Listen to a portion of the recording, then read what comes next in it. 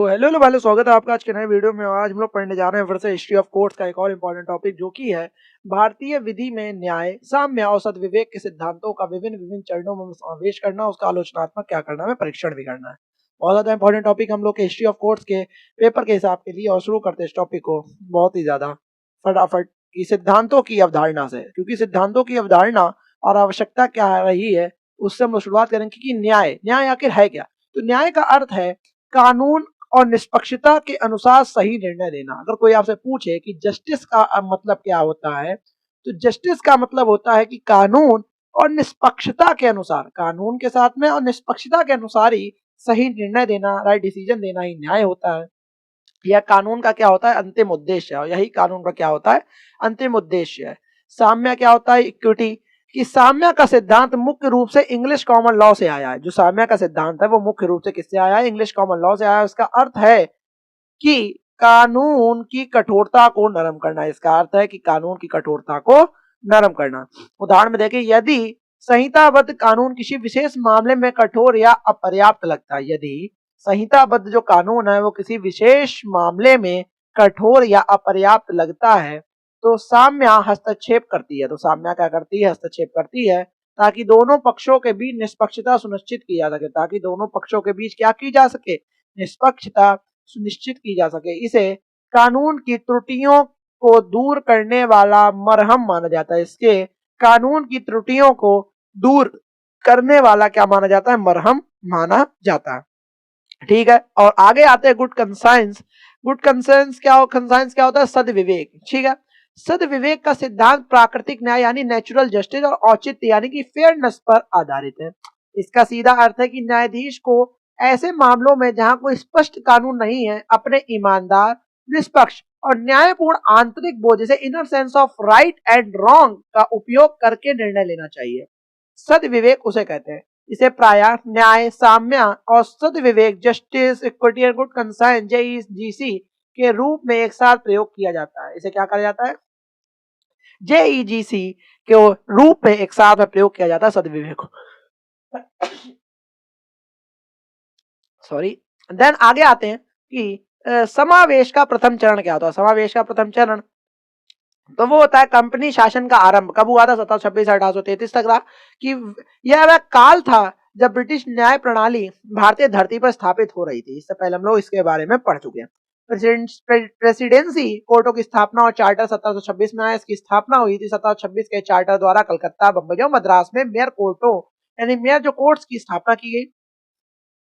कानून का अनुप्रयोग देखें, एप्लीकेशंस देखें, तो इन कोर्टों को मुख्य रूप से अंग्रेजी कॉमन लॉ और इंग्लिश स्टैट्यूटरी लॉ को लागू करने का निर्देश दिया गया। आलोचना इसकी यह रही कि भारतीय समाज की उपेक्षा करी। तो इसमें इसके अंतर्गत कही गई कि अंग्रेजी कानून भारतीय सामाजिक, धार्मिक और सांस्कृतिक परिस्थितियों के लिए पूरी तरह से अपरिचित था। क्योंकि हिंदू वाले मैटर में हिंदू कानून यूज करना चाहिए था, मुस्लिम वाले मैटर में मुस्लिम लॉ यूज करना चाहिए था, लेकिन ये क्या करते थे, इंग्लिश लॉ के हिसाब से ही ज्यादातर अपना काम करते थे। इसका कठोर अनुप्रयोग क्या रहा, अक्सर भारतीयों के लिए अन्यायपूर्ण साबित होता है। इसके लिए इसका जो कठोर अनुप्रयोग है, जो एक तरीके से हार्ड जो एप्लीकेशन था, वो अक्सर क्या होता था, भारतीयों के लिए अन्यायपूर्ण साबित होता था। साम्य की सीमित उपयोग देखें तो हालांकि अंग्रेजी कानून में साम्य का प्रावधान, इक्विटी का प्रावधान था, मेयर कोर्टों ने इसका प्रयोग बहुत सीमित तरीके से किया। लेकिन जो मेयर कोर्ट्स थी उनने क्या करा, इसका प्रयोग बहुत ही सीमित तरीके से किया, जिससे कानूनी कठोरता बनी रही। जिससे क्या हुआ, कानूनी कठोरता बनी रही। फिर रेगुलेटिंग एक्ट 1773 और सुप्रीम कोर्ट देखें तो सुप्रीम कोर्ट की स्थापना हुई थी कलकत्ता में। सुप्रीम कोर्ट ऑफ जुडिकेचर की स्थापना हुई, जिसने अंग्रेजी कानून को और अधिक कठोरता से लागू किया था। जो हम लोग वीटो वीटो पावर पढ़ रहे थे, वही ऊपर वाला। ठीक है, फिर न्यायिक टकराव हुआ, जैसा कि हमने पिछले उत्तर में भी देखा था कि सुप्रीम कोर्ट द्वारा भारतीय मामलों में अंग्रेजी कानून का अंधाधुंध अनुप्रयोग पटना केस और कासिम बाजार जैसे केस वाला नहीं, हम लोग जिससे पहले पढ़ चुके हैं केस, दोनों मामलों में स्थानीय रीति रिवाजों और कंपनी प्रशासन से टकराने लगा। तो उसकी आलोचना कठोरता हो गई, क्योंकि आलोचना तो कठोरता ही होगी ना, क्योंकि आपका मन हो रहा है कि हिंदू वाले मैटर में आप हिंदू लॉ नहीं इंग्लिश लॉ का अंधाधुंध, हिंदू हो चाहे मुस्लिम हो चाहे किसी प्रकार का मैटर, तो आप इंग्लिश लॉ का अंधाधुंध यूज करने लगे थे। सुप्रीम कोर्ट में वीटो पावर आ गई थी। ठीक है, तो इस चरण में न्याय प्राप्त करने का अर्थ बन गया था अंग्रेजी कानून के अनुसार न्याय, भले ही वह भारतीय संदर्भ में साम्य और सद्विवेक के सिद्धांतों के विरुद्ध हो। मतलब इस जो मैटर था, इस पूरे चरण में क्या हो गया था, न्याय प्राप्त करने का एकमात्र अर्थ बन गया था कि अंग्रेजी कानून के अनुसार ही न्याय मिलेगा, भले ही वह भारतीय संदर्भ में या उसके पर्सपेक्टिव में क्या हो, साम्य और सद्विवेक इक्विटी और जो गुड कंसाइंस के सिद्धांतों के बिल्कुल ही विपरीत हो, उससे उसको कोई फर्क नहीं पड़ता था। यही इसकी आलोचना रही। ठीक है। एक्ट ऑफ सेटलमेंट 1781 में आया, का ऐतिहासिक योगदान रहा, टर्निंग पॉइंट रहा कि सद्विवेक का समावेश। रेगुलेटिंग एक्ट का एक्ट ऑफ सेटलमेंट आया था करने, सेटलमेंट करने। तो एक्ट जो सद्विवेक का समावेश इसके अंतर्गत रहा। इस अधिनियम ने स्पष्ट किया कि भारतीयों के व्यक्तिगत मामलों जैसे कि विरासत का मैटर हो गया, विवाह का मैटर हो गया, उसमें हिंदुओं पर हिंदू कानून और मुसलमानों पर मुस्लिम कानून ही लागू किया जाएगा। ठीक है। ये बदलाव करे गए थे एक्ट ऑफ सेटलमेंट 1781 में। लेकिन अवशिष्ट जो सिद्धांत रहा, जिसे जुडिशियल रेजिडुअल प्रिंसिपल कहते हैं, इस एक्ट ने न्यायिक अधिकारियों को निर्देश दिया। एक्ट ने क्या करा, न्यायिक अधिकारियों को निर्देश दिया ऐसे मामलों में जहां कोई कानून या कोई लागू कानून उपलब्ध ना हो, जहां पे कोई लागू कानून उपलब्ध ना हो, वहां न्याय, साम्य और सद्विवेक के अनुसार ही निर्णय लेना चाहिए। ये सीधा सा सिंपल सा मैटर था कि ये न्याय का मैटर, एक सद्विवेक रखो दिमाग में, और एक क्या रखो, साम्य, मतलब कि एक इक्विटी रखो। इन तीनों को जेईजीसी के अनुसार ही आपको देना होगा अगर किसी पर्टिकुलर मैटर पे कानून नहीं बना है। ठीक है। कानूनी महत्व देखते हैं तो यह भारतीय कानूनी इतिहास में जेईजीसी सिद्धांत का पहला औपचारिक और विधायी समावेश था। इसने अंग्रेजी कानून के कठोर अनुप्रयोग को नरम किया और न्याय को सार्वभौमिक सिद्धांतों के करीब लाया। इतना मैटर था। फिर समावेश का द्वितीय चरण क्या रहा, ये संहिताबद्धीकरण का युग आया जो 1833 से 1861 तक चला। इस चरण में कानून को व्यवस्थित और संहिताबद्ध करने का पर ध्यान केंद्रित किया गया। इस चरण में क्या करा गया, कानून को एक व्यवस्थित और संहिताबद्ध करने पर ध्यान केंद्रित किया गया, जिससे साम्य और सद्विवेक का स्थान स्पष्ट और लिखित कानून ने लेना शुरू कर दिया था। जिससे क्या हुआ था, साम्य और सद्विवेक का स्थान स्पष्ट और लिखित कानून ने लेना शुरू कर दिया था। क्योंकि आप हर चीज को एक टाइम पे हर चीज को एक तरीके से सद्विवेक से लेना करने लगे थे, और गुड कंसाइंस से करो या इक्विटी से करो, नहीं, आप इसकी स्थान किसने लेना कर शुरू कर दिया था, एक लिखित कानून है जिसे हम रिटर्न लॉ कहते हैं, उनने इनके स्थान लेना शुरू कर दिया था। चार्टर एक्ट 1833 और विधि आयोग क्या रहा, जिसे लॉ कमीशन कहते हैं। लॉ कमीशन बना था जिसके की अंतर्गत हम लोग की आईपीसी, सीआरपीसी, सीपीसी ये सब बने थे, पढ़ चुके हैं बिल्कुल पहले वाले क्वेश्चन में भी। विधि आयोग का मुख्य उद्देश्य भारत में प्रचलित सभी कानूनों को संहिताबद्ध करना था। लॉ कमीशन का मेन मैटर क्या था, मेन उद्देश्य क्या था कि भारत में जितने भी प्रचलित सभी कानून है उनको एक संहिताबद्ध कर दो, कोडिफाइड कर दो।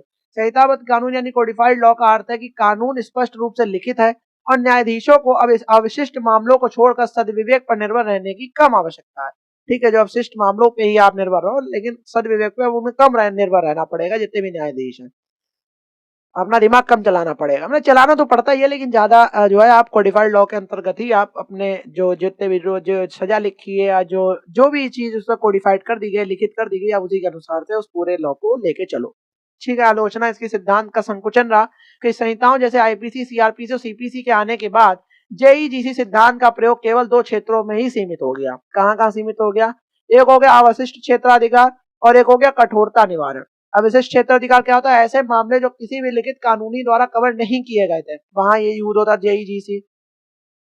ठीक है, वहां ये यूज होता। कठोरता निर्णय क्या होता था, जहां लागू कानून का प्रयोग घोर अन्याय की ओर ले जा रहा हो, जहां लागू कानून का प्रयोग अगर घोर अन्याय की ओर ले जा रहा हो तो वहां पे जेईजीसी का प्रयोग करते थे, अन्यथा हर चीज कोडिफाइड के अनुसार ही करी गई है। ठीक है। साम्य का संहिताबद्धीकरण देखते हैं। साम्य का संहिताबद्धीकरण यानी भारतीय संविदा अधिनियम, भारतीय संविदा अधिनियम 1872 इंडियन कॉन्ट्रैक्ट एक्ट जिसे कहते हैं हम लोग, जो फर्स्ट सेमेस्टर में हम लोग जो सब्जेक्ट को पढ़ते हैं, और बाद में स्पेसिफिक रिलीफ एक्ट जिसे स्पेसिफिक रिलीफ 1877 में बना, जैसे विधानों ने अंग्रेजी साम्य कानून के कई सिद्धांतों को लिखित प्रावधानों के रूप में आत्मसात कर लिया। क्या कर लिया, आत्मसात कर लिया। कई ऐसे सिद्धांत हैं। उदाहरण के रूप में देखें तो स्पेसिफिक परफॉर्मेंस होती है या इंजंक्शन, इंजंक्शन जैसे राहत के उपाय विशुद्ध रूप से साम्य के सिद्धांत पर आधारित हैं, लेकिन अब वे कानूनी प्रावधानों के तहत प्रदान किए जाते हैं, ना कि केवल न्यायाधीश के सद्विवेक पर। वो कानूनी रूप से प्रावधानों के तहत ही प्रदान किए जाते हैं। हम ये ऐसा नहीं है कि न्यायाधीश केवल न्यायाधीश के सद्विवेक पर ही नहीं है। ठीक है। न्यायिक व्याख्या देखते हैं मैं साम्य का प्रयोग क्या रहा। हालांकि कानून संहिताबद्ध हो गया था, न्यायालयों ने साम्य के सिद्धांत का उपयोग कानूनी प्रावधानों की व्याख्या करने के लिए जारी रखा ताकि न्याय सुनिश्चित हो सके। केस लॉ के उदाहरण देख लो, जिसे जबरन वसूली कहते हैं, कि यूनियन ऑफ इंडिया बनाम आर पद्मानाथन, पद्मा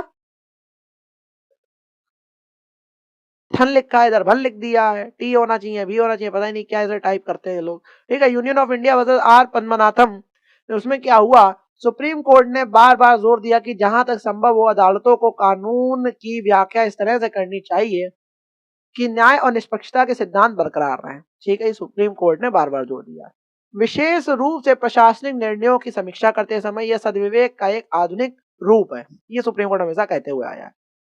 समावेश का तृतीय चरण क्या रहा, इसके अंतर्गत आधुनिक भारत और संवैधानिक न्याय जिसे 1950 के बाद तक का है कि भारत के संविधान 1950 के लागू होने के बाद न्याय के सिद्धांत को मौलिक अधिकारों और राजनीति के निर्देशक सिद्धांत जो थे के रूप में सर्वोच्च कानूनी दर्जा मिल गया। पहला संवैधानिक न्याय हो गया। संविधान की प्रस्तावना न्याय शब्द सामाजिक, आर्थिक और राजनीतिक न्याय भारतीय न्याय प्रणाली का सर्वोच्च लक्ष्य बन गया।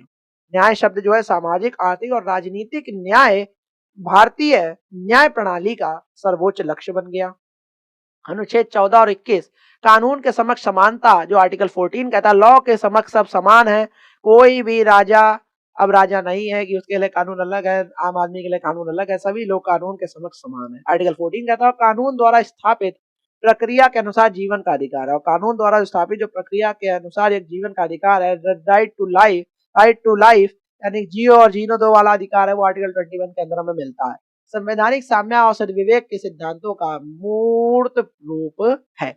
आलोचना देखो इसका संवैधानिक वर्चस्व क्या रहेगा, जब जेईजीसी का सिद्धांत एक अवशिष्ट शक्ति मात्र नहीं रहा बल्कि यह संवैधानिक न्याय के रूप में सर्वोच्च कानूनी और नैतिक शक्ति बन गया।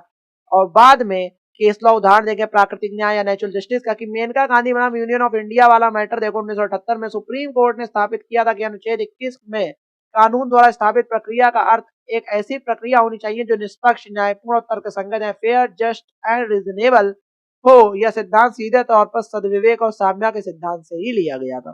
ठीक है, मेनका गांधी और यूनियन ऑफ इंडिया वाले मैटर में।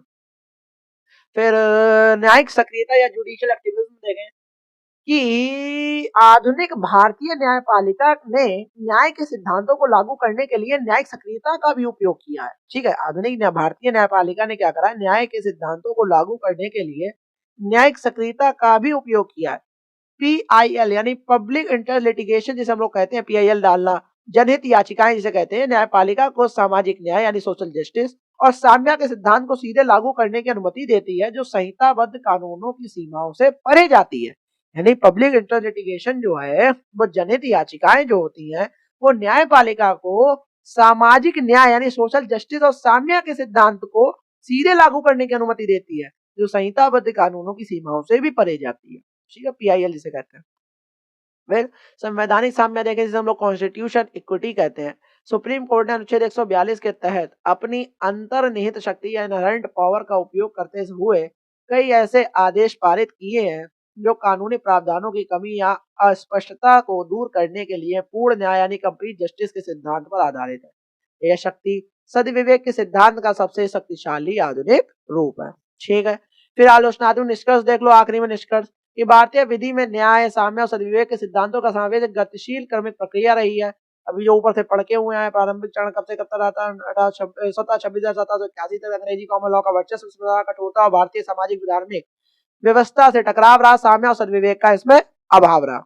मध्य चरण 1781 1861 तक। तो जेईजीसी का जो विधायी समावेश है वो 1781 में रहा। संहिताबद्धीकरण की शुरुआत हुई थी 1833 से। संहिताबद्धीकरण का साम्य के अवशिष्ट प्रयोग को कम किया, लेकिन इसके सिद्धांत को कानून के भीतर स्थायी रूप में समाहित किया था। आधुनिक चरण 1950 से रहा कि संवैधानिक न्याय प्रस्तावना, मौलिक अधिकार जो अनुच्छेद 142 का प्रयोग रहा, तो सद्विवेक अब व्यक्तिगत न्यायाधीश की मर्जी नहीं रह गया बल्कि संवैधानिक औचित्य और विशालता की एक कटौती के रूप में बन गया था। इसकी आलोचना देखें, यहाँ नीचे कट गया, मैंने बोल दिया, कोई दिक्कत नहीं है। अस्पष्टता का जोखिम देखते हैं। पुराने दिनों में सद्विवेक का सिद्धांत न्यायाधीशों को व्यक्तिगत पूर्वाग्रहों के आधार पर निर्णय लेने की स्वतंत्रता देता है।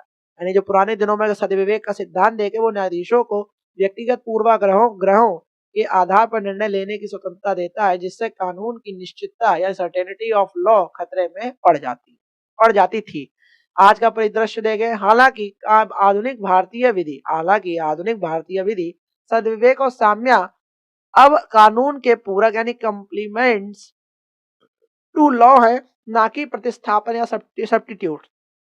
न्यायिक निर्णय यानी कि जो न्यायिक निर्णय होता है, अब संविधान के ढांचे के भीतर तर्कसंगत या निष्पक्ष और न्यायपूर्ण होने चाहिए, जिसने पुराने सदविवेक सिद्धांत को संवैधानिक सदविवेक में बदल दिया है। इस प्रकार भारतीय विधि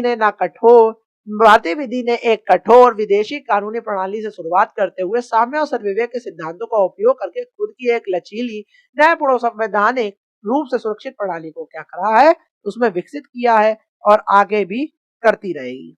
समझ में आ गया आपको? और मेरे हिसाब से आपको समझ में आ गया। जेईजीसी पहले चलता था, फिर उसके बाद कोडिफाइड लॉज आ गए और काफी चीजें एक दूसरे से कनेक्टेड ही रहती हैं। बस आपको एक तरीके से दिमाग में एक पूरा मैप बनाना होता है। ठीक है, और अगर नहीं समझ में आया यहाँ तक तो आपको पता है आपको क्या करना है, 1.5x की स्पीड पे लाके दो वीडियो को देखना है, तो आपको बहुत अच्छे समझ में आ जाएगा। ऐसे ही वीडियोस आते रहेंगे आपके हिस्ट्री ऑफ कोर्स के लिए। तब तक जय हिंद, जय भारत।